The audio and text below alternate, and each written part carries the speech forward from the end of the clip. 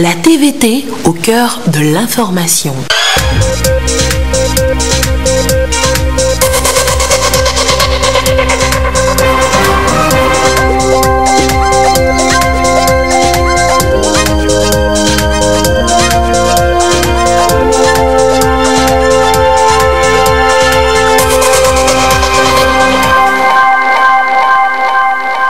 Il est 20h, bonsoir à tous. Dans l'actualité ce soir, la rentrée parlementaire.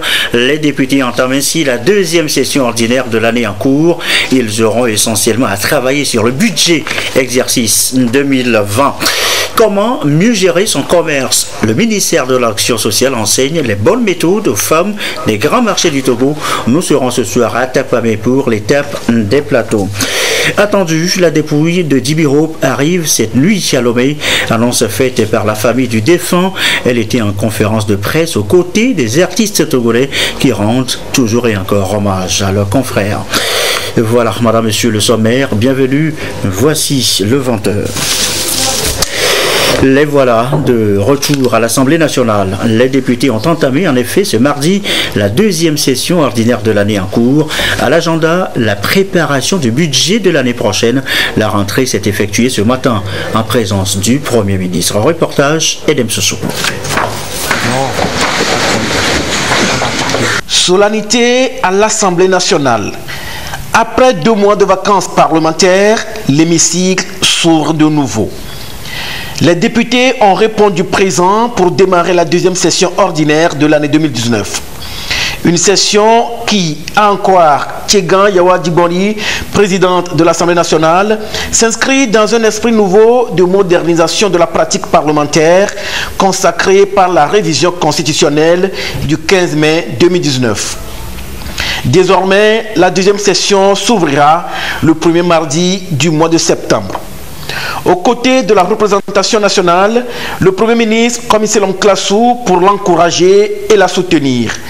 La dite session a été précédée d'une première et d'une intercession intense. La représentation nationale a réalisé une production législative très fructueuse dans l'intérêt de notre nation et pour le triomphe de notre démocratie. À cet instant précis, je rends grâce à Dieu qui nous a permis d'enregistrer ensemble ces résultats et je prie pour qu'il continue de nous assister et à illuminer nos travaux. Au titre des avancées démocratiques, nous pouvons noter la tenue réussie des élections locales qui va très certainement enregistrer sous peu l'installation des conseillers municipaux. C'est le lieu de saluer tous les acteurs de cette opération et particulièrement le comité de suivi de la décentralisation pour le travail remarquable qui a été accompli. Tout ceci a été possible grâce à la politique d'ouverture de son Excellence Monsieur le Président de la République. La deuxième session ordinaire de l'année va être essentiellement consacrée à l'examen et à l'adoption du projet de loi de finances exercice 2020. À l'ère du PND, Plan national de développement, la rigueur dans la gestion des données publiques est plus qu'indispensable afin de réaliser les projets et programmes inscrits dans cette ambitieuse initiative présidentielle. Outre notre mission régalienne de législation, nous serons appelés à procéder au contrôle de l'action du gouvernement à travers les moyens classiques. Mais la mobilisation des ressources budgétaires et leur destination constitueront pour les parlementaires que nous sommes une vive préoccupation. C'est là que réside tout l'intérêt que nous accorderons au cours de cette deuxième session ordinaire à notre projet de budget. Cet exercice de législation auquel nous allons nous livrer appelle de notre part beaucoup d'habileté et de réalisme par rapport aux ambitions affichées par notre pays. En effet, on constate qu'en valeur absolue, notre pays occupe parmi les États réformateurs la 2e place en Afrique et la 8e dans le monde en matière de gouvernance. D'une manière générale, le produit intérieur brut, PIB, et les recettes intérieures connaissent une tendance progressive avec un taux de croissance appréciable. Dans cette perspective, Le gouvernement devra donc poursuivre la politique de rigueur, d'amélioration d'un climat des affaires plus incitatif aux investissements privés.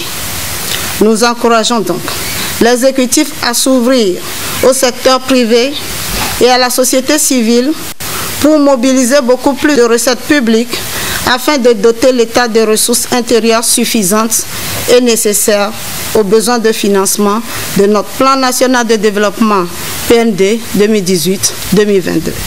Notre contribution au projet de budget 2020 qui sera déposé dans une démarche prudentielle est de veiller à son articulation autour des axes prioritaires du PND, sans oublier la poursuite de l'application des règles de gouvernance financière.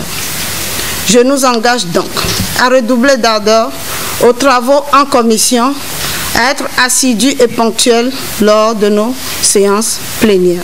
Comme vous, je crois fermement à notre Togo, l'or de l'humanité. Un Togo de nos valeureux ancêtres, un Togo en quête de bonheur et un Togo de demain qui se réalise avec la cohérence d'idées et d'actions d'un homme d'État, son Excellence, M. Faure Essozimna Gnassingbé. Nous souhaitons que ce soit seulement le souci de l'intérêt supérieur de notre pays qui guide nos efforts pour bâtir collectivement une République forte, prospère et démocratique. Communions dans la paix pour bâtir un avenir radieux à nos enfants qui n'hésiteront pas demain à nous juger bienheureux.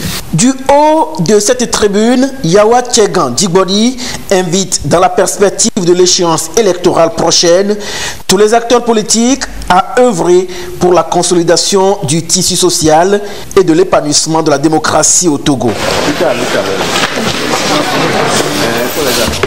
Et dans la foulée de cette rentrée, eh bien, les députés ont suivi la présentation de l'ouvrage « Construisons une communauté de destin », ouvrage du président chinois Xi Jinping. On en parle dans un instant. À noter d'abord qu'avant cette séquence, eh bien, la présidente Yawa Tchegan a conféré avec une délégation venue justement, présenter le livre, la teneur de l'entretien avec le chef de la délégation. Il est au micro de Ekwe et Salah.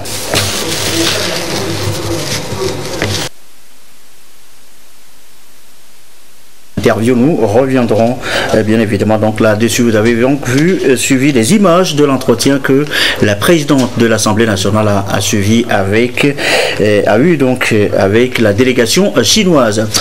L'ouvrage maintenant est notre pays, c'est le Togo, notre pays. Le Togo a donc été choisi pour le lancement de la version française de Construisons une communauté de destin. L'auteur, le président chinois, y évoque la paix, le terrorisme, le développement, et que ça là pour plus de précision.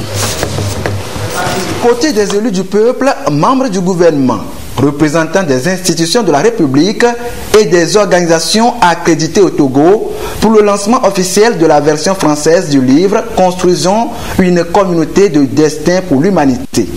C'est un ouvrage de 627 pages qui met en lumière des années de réflexion du président chinois Xi Jinping sur les questions fondamentales relatives à l'avenir de l'humanité. 85 textes et discours du président Xi Jinping composent l'ouvrage et proposent des réponses à deux épineuses questions. Quel monde construire et comment construire le monde? Il s'agit pour l'auteur d'amener les États à œuvrer inlassablement pour la construction de la paix universelle. Les éditions anglaises et françaises de ce livre ont pour but de permettre aux pays, surtout aux Africains, de mieux comprendre le concept du président Xi Jinping sur la communauté du destin pour l'humanité et aussi sur les politiques extérieures de la Chine. Nous avons choisi de lancer cette version française au Togo à cause des relations d'amitié et de coopération fortes qui lient nos deux pays et nos deux partis politiques. Nous nous honorons de ce que le parti UNIR et l'Assemblée nationale togolaise aient choisi ce moment solennel qui marque la rentrée parlementaire et ce cadre magnifique pour accueillir la cérémonie de lancement officielle de ce livre. Depuis le 19 septembre 1972, le Togo et la Chine partagent de bonnes relations d'amitié et de coopération matérialisées d'année en année par plusieurs réalisations. Le Togo, choisi par la République populaire de Chine pour lancer la version française de cet ouvrage, témoigne non seulement de la bonne santé de cette coopération, mais aussi de la place que le Togo se fait de plus en plus dans la sauvegarde des valeurs de paix, d'unité, de partage et de développement. Aujourd'hui, cette relation d'amitié et de coopération, empreinte de respect mutuel, d'égalité et de confiance, se renforce et se diversifie davantage avec nos plus hautes autorités. Je veux nommer leurs excellences Xi Jinping et Faure Issazina Gnassingbé du Togo. Elle se traduit surtout par de nombreuses réalisations dans notre pays. C'est le cas, entre autres, de la construction de la sucrerie Sinto d'Anié, du stade de Kégué, du palais des congrès de Kara, de l'aérogare de Lomé, de la voie de contournement de Lomé et surtout ce bel édifice qui sert aujourd'hui de cadre à la présente cérémonie, parfaite illustration de la vitalité de la coopération entre nos deux pays. Je considère que la lecture étant un puissant vecteur d'émancipation qui accroît l'imagination, invite à rêver et éveille la curiosité, l'ouvrage « Construisons une communauté de destin pour l'humanité » mérite d'être lu d'un bout à l'autre pour découvrir le modèle de paix perpétuelle et trouver ainsi la capacité de mieux développer nos relations humaines. Le concept de communauté de destin du président chinois Xi Jinping a été inscrit en février 2017 dans la résolution des Nations Unies. Il est également introduit au Conseil des droits de l'homme et de sécurité de l'ONU. La version française de ce livre, officiellement lancé à Lomé, contient des notes et index pour mieux orienter les lecteurs et leur permettre d'avoir une meilleure compréhension du concept. Ils expriment leurs besoins. Les spécialistes de l'énergie solaire réclament des garde-fous, un cadre juridique harmonisé, et c'est pour permettre, disent-ils, une meilleure utilisation de l'énergie solaire et à moindre coût. Les précisions, Luc Assis. L'énergie solaire a un fort potentiel pour les pays subsahariens. Elle fonctionne hors réseau et sa construction est rapide avec une simplicité d'exploitation à la clé. Malgré les multiples avantages que cette énergie renouvelable présente, son coût de financement reste élevé à cause de la technologie qu'elle utilise. La mise en place d'un cadre juridique harmonisé applicable aux pays pilotes de la sous-région dont le Togo s'impose. D'où ces échanges entre experts du domaine. Le potentiel solaire existe et est important en Afrique et en particulier en Afrique subsaharienne, mais aujourd'hui les points de blocage sont l'absence de cadre juridique harmonisé et l'absence de possibilité d'agréger des projets pour qu'il y ait une masse critique qui permette la mise en place de financement, de garanties adaptées pour permettre le développement de ces projets. Et donc, on va travailler aujourd'hui à recueillir tous les besoins des acteurs du secteur de l'énergie au Togo pour pouvoir mettre en place un outil, un cadre supranational. Le Togo a amorcé sa transition énergétique il y a quelques années déjà. Le pays veut arriver à plus de 50% d'utilisation de l'énergie solaire dans les ménages d'ici à 2030. Et l'adoption d'un cadre collectif supranational optionnel serait un avantage dans l'atteinte de cet objectif. Nous avons un taux d'électrification très bas, nous sommes autour de 12%. Tout le monde se plaint que l'énergie coûte cher, donc il faut trouver les moyens de baisser les coûts. Et aujourd'hui le soleil est vraiment la source de production la moins chère, donc il faudrait qu'on en tire profit. Donc l'assise d'aujourd'hui, l'atelier d'aujourd'hui vise effectivement à créer un cadre qui va au-delà des limites du Togo, un cadre supranational qui permettra de promouvoir, de financer les projets solaires à grande échelle. Il va sans dire que l'énergie solaire n'est plus une option, mais une nécessité. D'autant plus qu'elle permet de lutter contre le changement climatique et de créer de l'emploi. Cette initiative de Lomé découle des plans d'action de l'Alliance solaire internationale en Afrique. Et peu à peu, l'utilisation de l'énergie solaire s'installe dans nos habitudes. Le Togo a amorcé en effet, vous le savez, une transition vers les énergies renouvelables. Où en est-on aujourd'hui justement avec le projet en zone rurale?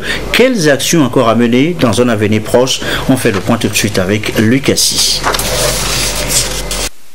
L'électrification rurale a enregistré de grandes avancées ces 10 dernières années. Beaucoup d'initiatives ont été prises par le chef de l'État pour apporter de l'énergie dans les milieux les plus reculés. Il s'agit entre autres du projet présidentiel CISO et de la construction de diverses centrales solaires photovoltaïques. Le projet CISO, par exemple, a boosté le taux d'accès à l'électricité à plus de 45% en décembre 2018. Près de 10 000 foyers ont eu recours au service de la société Bibos en milieu rural. Des exemples qui illustrent d'ailleurs la volonté du pays d'aller plus vite et à grande échelle à la production de l'énergie renouvelable. Et ce n'est pas fini. Des actions sont encore en perspective pour accroître le taux de couverture d'énergie en milieu rural. Le renouvelable en général va occuper une place importante. Nous développons beaucoup de projets dans ce sens-là. Nous allons lancer sous peu l'implémentation d'un vaste projet d'électricité rurale par mini-grid. Mini-grid, il s'agit de construire de petites centrales solaires pour électrifier les villages, comme on en a fait à Bavou, à Soukokone. Ça a été une réussite, donc il faut dupliquer ça à grande échelle. Et il s'agit là de centaines de villages qu'il faut électrifier par cette technologie. Le projet va être, les appels d'offres seront lancés bientôt. Et aussi, toujours dans l'optique de baisser les coûts de production, nous avons un vaste programme de production d'électricité à base d'énergie solaire.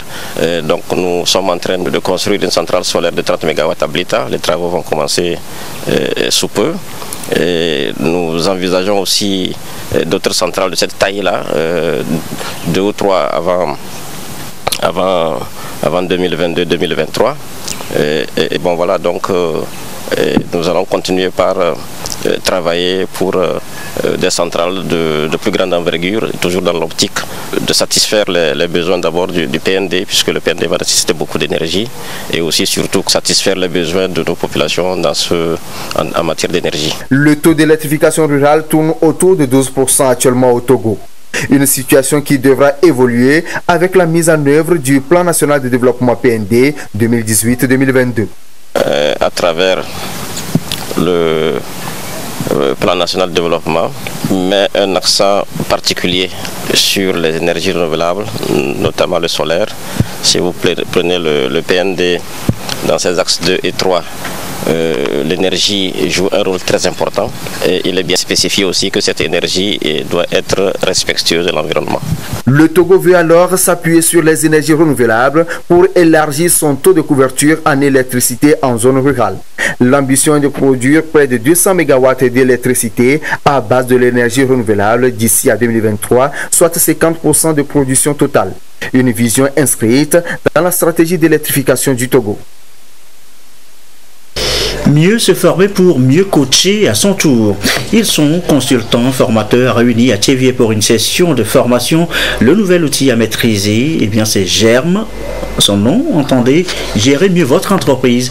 C'est une nouvelle qualification au bout après la séance. Clarisse Aticlé.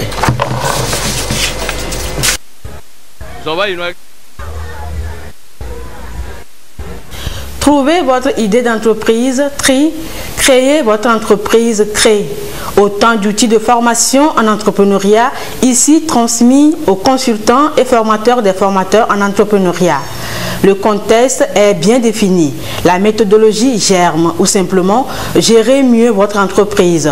Un outil mis en place par le Bureau international du travail. Une opportunité offerte aux coachs de renforcer leurs compétences en création d'entreprise. Et les entreprises qui sont en activité, on a pu noter que lorsqu'on les forme à travers le programme GERM, leur chiffre d'affaires augmente. Au bout d'un an, on a par exemple une augmentation de 35% de leur chiffre d'affaires. On a pu recenser des cas comme ça qui constituent maintenant une référence. Et pour ceux qui veulent créer leur activité, on les a formés dans les pays et on se rend compte que 85% de ceux qu'on a formés sont arrivés à créer leur activité à travers l'élaboration d'un plan d'affaires. Nos attentes, c'est comment avoir les outils nécessaires pour accompagner les jeunes entrepreneurs de façon que ces derniers puissent derrière être non seulement actifs sur le terrain, mais qu'ils puissent pérenniser leur activité et créer davantage d'emplois pour les autres jeunes. Cette session de formation qui s'étale sur 10 jours est portée par la délégation à l'organisation du secteur informel d'OSI, un moyen par lequel la structure met en œuvre le volet formation du projet national de promotion de l'entrepreneuriat rural PNPR. La DOSI est aujourd'hui en train de mettre en œuvre la composante A sur le projet PNPR et il nous revient aujourd'hui de renforcer la capacité de tous ceux qui ont travaillé sur le projet, qui veulent travailler sur le projet, venant des cabinets, venant également de la DOSI et d'autres personnes ressources qui sont capables d'être formées en germe dans le cadre de la formation du BIT. Et donc à partir de cet instant, ils seront mieux outillés pour encadrer tous les jeunes femmes, hommes que nous allons mettre à leur disposition à travers les formations que nous faisons, à travers ceux qui viennent déposer les plans d'affaires au niveau des guichets PNPR qui se trouvent dans les 5 régions économiques installées dans les bureaux de la DOSI. Et dans la mise en œuvre du PNPR, 800 entrepreneurs ruraux avaient déjà été formés sur la méthodologie GERME. Cette dernière qui prend en compte notamment au premier niveau les entrepreneurs peu ou pas instruits afin de les aider à faire prospérer leurs affaires. Et vous êtes revendeuse sur l'un des marchés de la place. Comment mieux gérer vos commerces? Il faut le savoir. Le ministère de l'Action sociale apprend justement les bonnes méthodes aux femmes des grands marchés à travers tout le Togo. Ce soir, l'étape des plateaux et c'est Sylvain Raboudjou qui nous en parle. À l'instar des postes de décision qu'occupent les femmes, ces dernières se retrouvent également en grande majorité dans le commerce, plus précisément dans l'import-export, notamment dans le secteur de l'habillement, la vente des tissus, des produits alimentaires et du cosmétique. Une activité à travers laquelle elle contribue à plus de 7,2% au PIB national. Mais la plupart d'entre elles évoluent dans l'informel et rencontrent souvent des difficultés en matière de gestion de leur micro-entreprise. Le constat nous a démontré que la gestion de ces activités-là parfois ne répond pas à toutes les règles qui doivent gouverner le commerce. Qu'est-ce qu'on appelle chiffre d'affaires? Qu'est-ce qu'on appelle bénéfice? Qu'est-ce qu'on appelle capital? Comment fixer son prix de vente? Comment déterminer le prix de revient? En tant que femme, des fois, nous avons vite fait de confondre le chiffre d'affaires et le bénéfice. Donc nous aurons à partager, à échanger, à les entretenir sur ces différentes façades.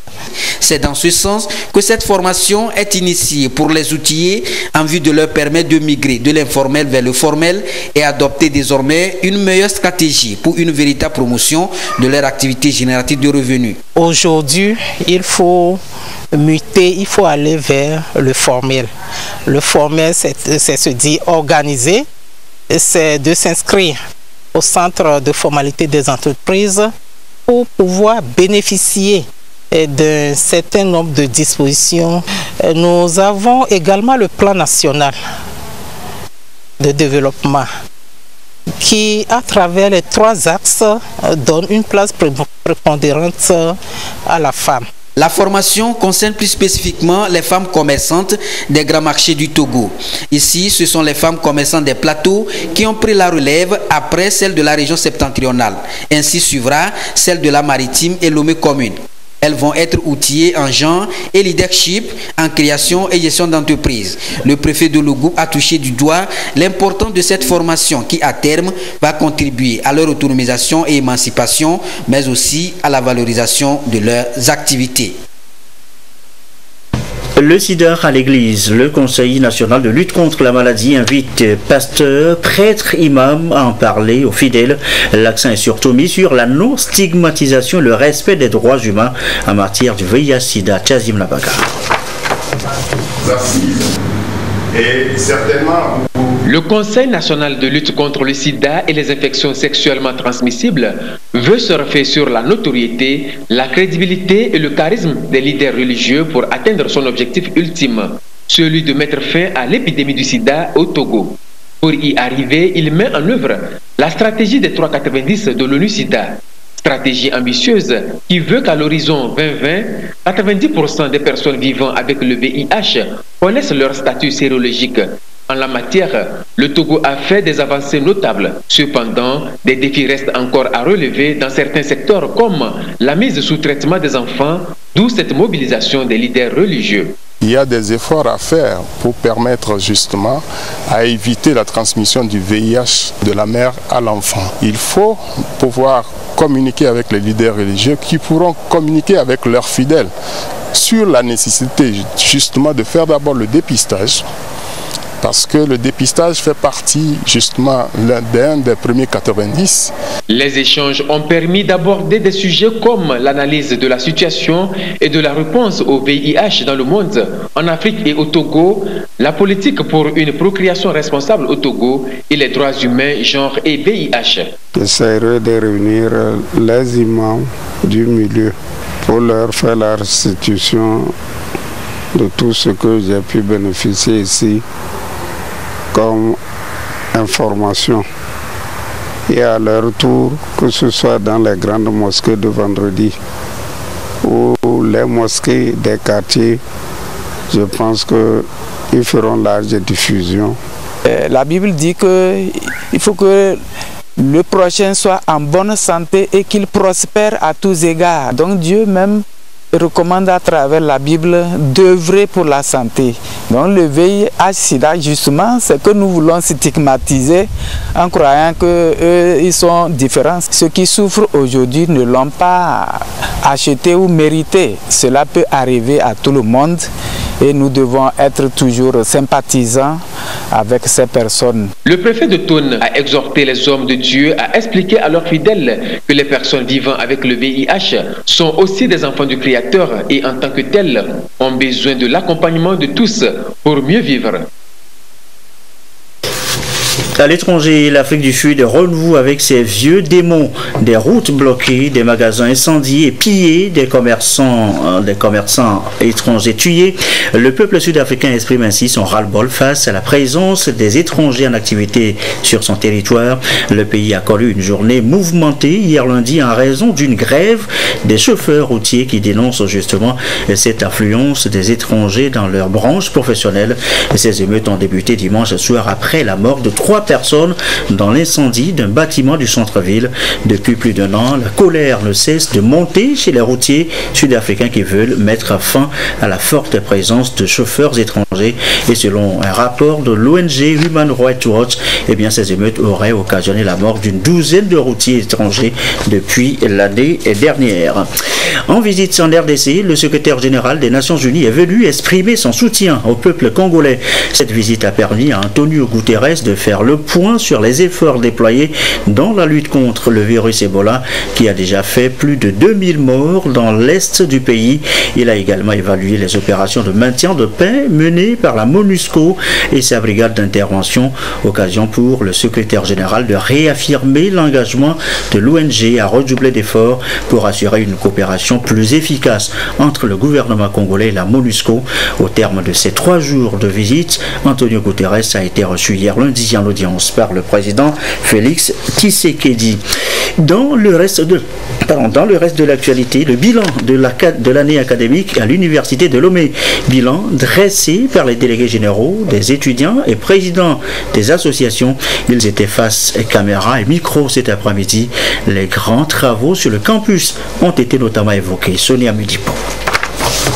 L'année académique 2018-2019 sur le campus universitaire de Lomé a connu moins de mots d'ordre de grève et de revendications des étudiants. Un apaisement qui résulte des efforts et réalisations consentis par la nouvelle équipe dirigeante de la présidence de l'université de Lomé en vue d'offrir une meilleure condition de travail aux étudiants et au corps enseignant. Collège des délégués généraux des étudiants et présidents des associations de l'Université de Lomé l'ont unanimement reconnu et salué à cette rencontre avec les hommes de médias. Du point de vue des avancées, on peut dire que le système LMD à l'Université de Lomé, qui a été introduit depuis 2008, est en constante amélioration. L'université, dans le souci d'obtenir de meilleurs résultats, fait des recommandations à l'endroit des facultés et écoles. Voilà la recommandation sur les QCM. Aujourd'hui à l'université, nous avons un réseau Wi-Fi assez dense qui permet aux étudiants de compléter leur formation, leur documentation. Et il y a aussi le réseau KN Info sur lequel tout étudiant peut s'abonner pour compléter ses cours magistraux. On peut noter la sécurisation de l'université de Lomé aujourd'hui qui est une effectivité avec la clôture de l'université. Il y a la rénovation des amphithéâtres et la construction de nouveaux agoras et de nouveaux amphithéâtres pour désengorger la masse que nous rencontrons généralement. Donc les efforts sont à saluer dans tous les domaines et je pense que c'est le lieu pour nous de remercier les premiers responsables de l'université de Lomé pour ces efforts. Cependant, des défis restent encore à relever. Nous avons remarqué que les deux cités, la cité B et A, ont été rénovées. Nous avons maintenant une capacité d'accueil de près de 1000 places et plus. Et cette année, il y a une commission qui sera mise sur pied pour étudier les dossiers, pour voir les plus nécessiteux des étudiants. Ça permettra quand même d'absorber un petit nombre. Notre souhait quand même, c'est de construire encore certains logements. Et certains sont déjà actés pour cette rentrée 2019-2020 qui arrive.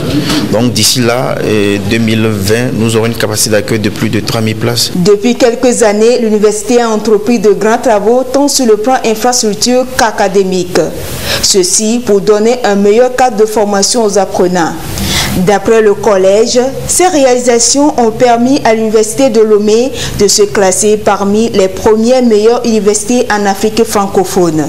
Elle passe de la 109e place en 2017 à la 82e place en 2018 sur le plan continental. Ce communiqué conjoint peut poursuivre cette édition. Communiqué conjoint du ministre de la Sécurité, de la Protection civile, du ministre de l'Économie et des Finances, du ministre du Commerce, de l'Industrie et du Développement du secteur privé et de la promotion de la consommation locale.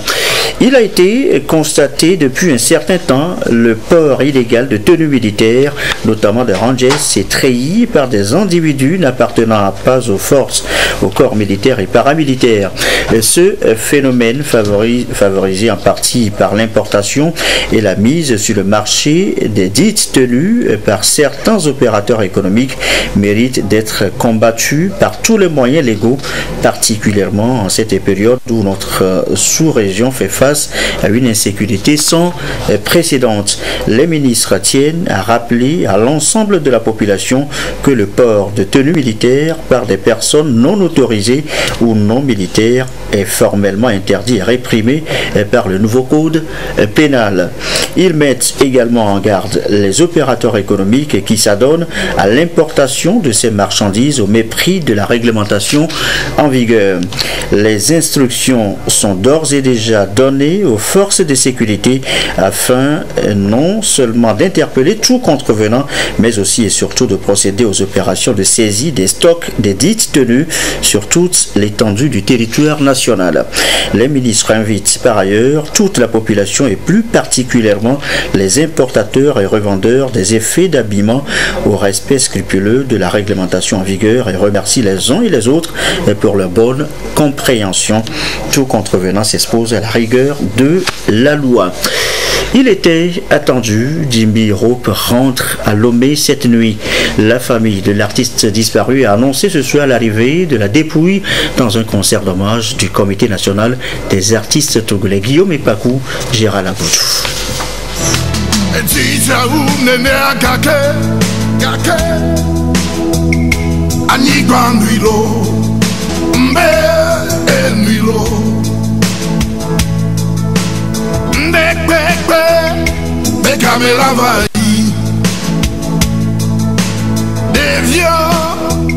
Tout est éphémère, tout passe et tout passera sur cette terre. Parole chantée par Jimmy Hope. Jimmy est parti dans l'au-delà dans la nuit du 4 au 5 août dernier. L'icône africaine du rock and roll est partie criant un carnet noir toujours perceptible sur les visages. Encore sous l'émotion, les artistes togolais à travers cette tribune rendent hommage à Kofi Senaya, alias Jimmy Hope. Lorsqu'on dit qu'un artiste ne meurt pas, nous le retrouvons en Jimmy, à travers ses œuvres, que ce soit sur le plan de l'art plastique, sur le plan de la musique, de la chanson. Jimmy est une icône pour la culture togolaise, pour le peuple togolais et l'Afrique tout entière. Jimmy est une icône. Raison pour laquelle les artistes de la chanson ne peuvent pas croiser les bras parce que ce baobab-là est tombé. Le monde culturel étant en deuil, un des responsables, un des doyens de ce monde culturel, en la personne de Agboti Yao Maouna, a cru de faire appel à ses amis, à ses frères et sœurs artistes. Pas seulement artistes de la chanson, mais artistes de tous bords. On sait bien que Jimmy Hope est un artiste plasticien. Donc, l'appel que Agboti a lancé concerne les artistes plasticiens, les artistes de la musique, les artistes musiciens, les humoristes, etc. Toute forme d'art. Et ils avaient pour objectif de rendre hommage mérité à l'illustre disparu.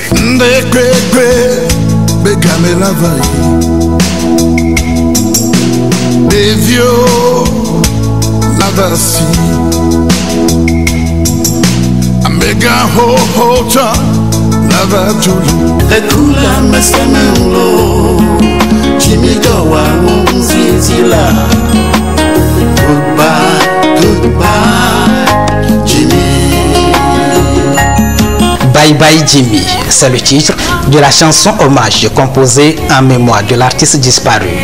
L'artiste a vécu et les témoignages restent poignants. Il m'a fait venir nuitamment. Il était 22h30, j'ai dit Jimmy, il se fait tard. Vous savez ce qu'il m'a répondu? John, si tu ne viens pas aujourd'hui, demain sera tard. Et je risque de faire 40 minutes au moins.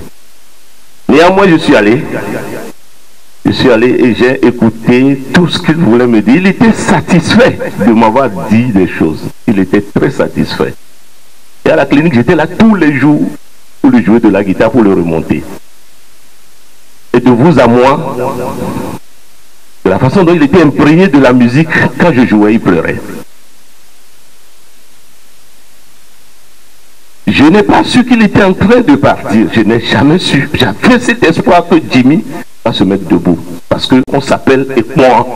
Tous ceux qui sont ici savent qu'il s'appelle Ekmoan. C'est le tigre.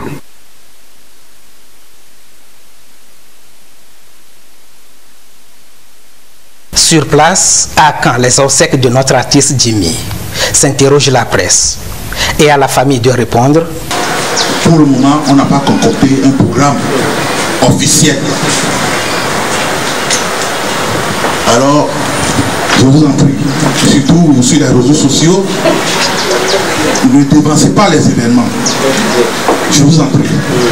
Donc, on aura à vous communiquer après le programme fiable. En attendant ce programme fiable, une place dite de recueillement en mémoire de Jimmy Hope s'est improvisée ici, à quelques centaines de mètres de Colombe de la Paix. Dépôt de fleurs et de bougies pour illuminer la star dans son séjour éternel. La dépouille mortelle de Jimmy Hope quitte Paris ce mardi pour Lomé. Elle est attendue à l'aéroport international Gnassingbé et Yadema autour de 23h.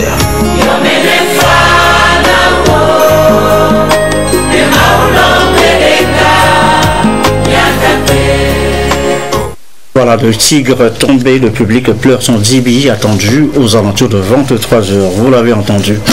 Et le week-end Togocel Plage, ça continue, l'événement fait toujours le plan du public avec des artistes qui, visiblement, font le job. Solange Bito, Gisèle causant avec Dodo Arrêt.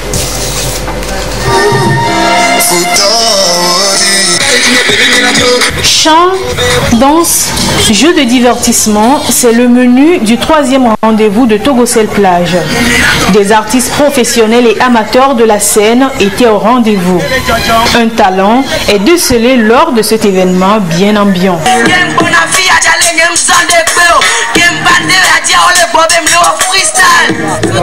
Je suis très content et grâce à mes fans, je les remercie beaucoup pour leur soutien. Mais je remercie Dieu. Ce n'est pas moi-même qui ai fait tout ça, c'est Dieu. J'envisage de devenir un grand artiste. Bien qu'il soit novice dans le domaine de la musique, il a su accrocher le public et même gagner un producteur. Le but de ma venue d'ailleurs sur Lomé, c'est de rassembler, de trouver les nouveaux talents et de propulser, de redynamiser la musique togolaise. Ça fait quand même 8 ans que je ne suis pas revenu au Togo, mais là je suis enjaillé. Picalouz, l'un des artistes du moment, a une fois encore fait parler de lui au cours de cette soirée.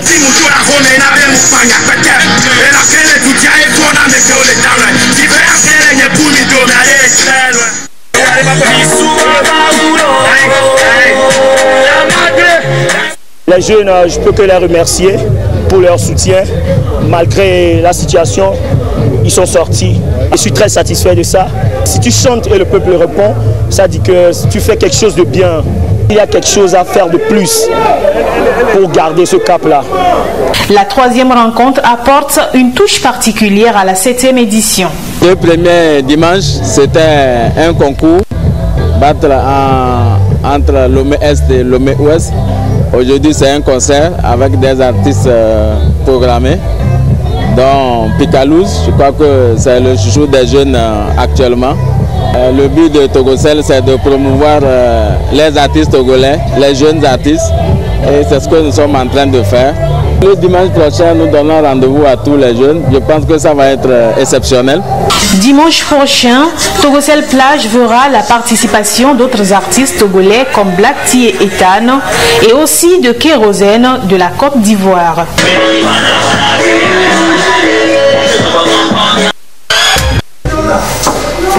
Voilà, et c'est sur cette note beaucoup plus gaie que se referme ce journal. Merci à vous qui nous suivez ce soir dans les savanes et comme d'habitude, toujours fidèlement, belle soirée.